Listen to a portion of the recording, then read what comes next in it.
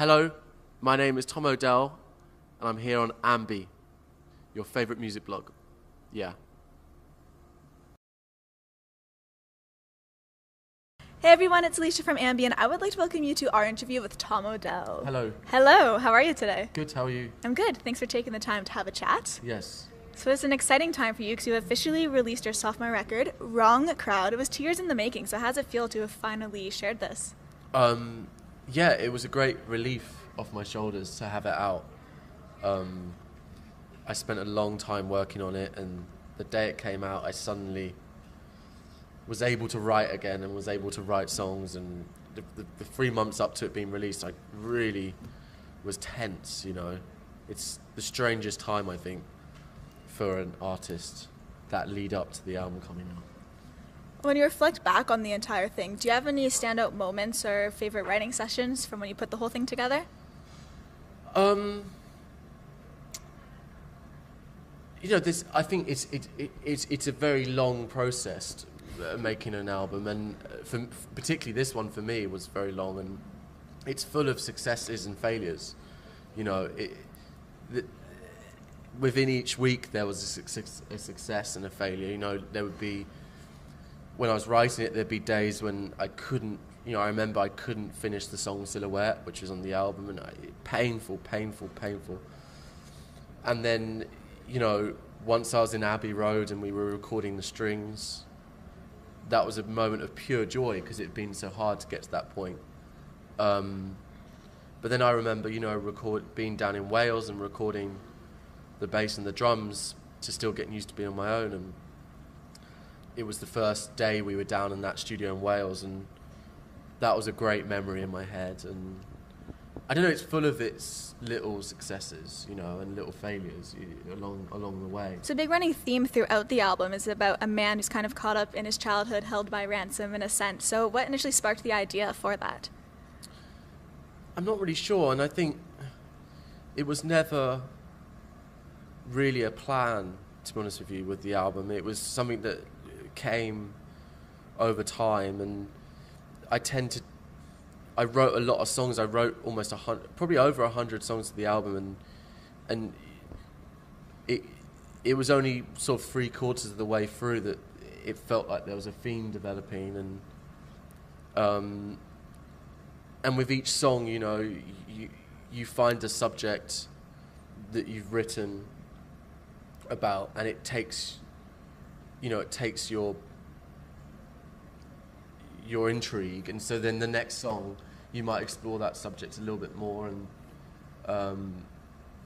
then that leads into something else. I guess it's like anything; it just progresses along the way, and a style comes together. And I think the important thing for me is it's never forced, and it never feels like it's contrived, and never too sort of intellectually planned. You know, I think music is one of those things that it has to come from somewhere deep within, which is not necessarily your head. You know,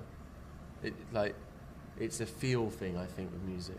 Whenever I've tried to intellectually make a song, it always sounds like I'm doing it like an exercise. Yeah, like it's a bit forced, I guess. It feels forced, yeah. And you can tell when it's forced, and it's quite often with songs I love, or songs that I, you know, from other artists I admire, I can never quite explain why I like it, you know. It's never something that's very easy to articulate about, you know, why do I love, like, there's this cover Jeff Buckley did called Lilac Wine, and like that song I quite often would find myself listening to, and I can't really explain what it is about that song that gets me, but it just gets me. I don't know. It's not the chords, it's not the melody. They're all nice melodies and nice chords and nice lyrics, but the thing that, it's almost like the combination of all of them together makes this. It just holds a special feeling in the end. Yeah. I guess it's like any sort of art, any sort of film, or even you commented when we walked in here that you really like this room. I don't think, you know, Is it the chairs? Is it any one of the things that makes you like this room, or is it just the general feeling? On the album, you sing about this man hanging with the wrong crowds. When you were envisioning this wrong crowd, was it kind of like a gang, crazy teenagers? What was running through your mind? I'm not really sure. Interestingly, where the phrase came from is I'd heard it a lot knocking around when I was 15. Moments of being in the wrong place at the wrong time, and getting yourself in trouble, but it was more. Then that phrase was brought to my attention again when I read this book, and I keep forgetting the author's name, but it's something Saigon. It's a French book, and it's Bonjour Tristis, I think. It's a really famous French book. A lot of teenagers read it, and in the book was that phrase. I think she says in it. It's a beautiful book, by the way. You should read it. But she says, I think it's Bonjour Tristis. But she says, I can't help it. I guess I'm always going to be hanging around with the wrong crowd. And in the relevance to the book, it had great poignancy. And I could relate to that phrase reading it when I was 23, 24. And I could relate to it then about how there was almost like almost an acceptance of like, fuck it, I'm never gonna be what these people want me to be. Yeah. And I'm always gonna be bad. I'm always gonna smoke. I'm always gonna drink. Gonna be mischievous. And yeah, or I'm always gonna be good, and I'm always gonna be a nerd. I guess it's about an acceptance of who you are, and just going, you know what, I don't care what I think I should be in my head anymore. I'm just gonna be it. And I think that's what the album's touches on in a way. There were some really cool celebrities just either holding up the album cover or photographs of things. Like you had James Corden, Ricky Gervais, who I love. He's so cool. So who's a celebrity or artist when you found out that they liked your music, they were a fan, that you kind of freaked out a little bit? Well, actually, in 2013 we did this show in London, and it was the biggest show we'd ever done, and I did look across the stage and Ricky Gervais was standing there, and I was a huge fan of The Office, and that was like, I couldn't understand why he wanted to be there, but yeah, so he's very inspiring, and I've always been, interestingly enough, interested in the relationship between music and comedy, and I think the two share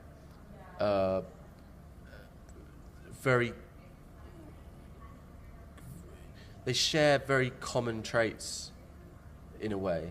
One of my favourite memories is I did this gig in London, which was comedians talking, and I played at the end of it, and I got to witness all these big British comedians before they went on stage, and it was the way they were getting into character was remarkable, and it's the delivery that is what makes things funny. It's not necessarily the joke, it's the delivery, it's the timing of the line, which I think is really similar to music.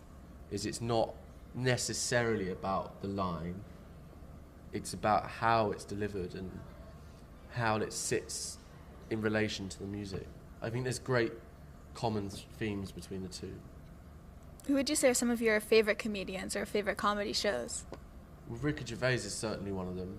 I was lucky enough to go and watch him filming Life on the Road, his new film. Oh, cool. Because Andy Burroughs, who I work with, was working with Ricky on the film. Is actually in the film. But I love Woody Allen, and I'm big Woody Allen fan. One of my favourite films is Zelig, which is a film not many people have watched of Woody, but I think it's his best film.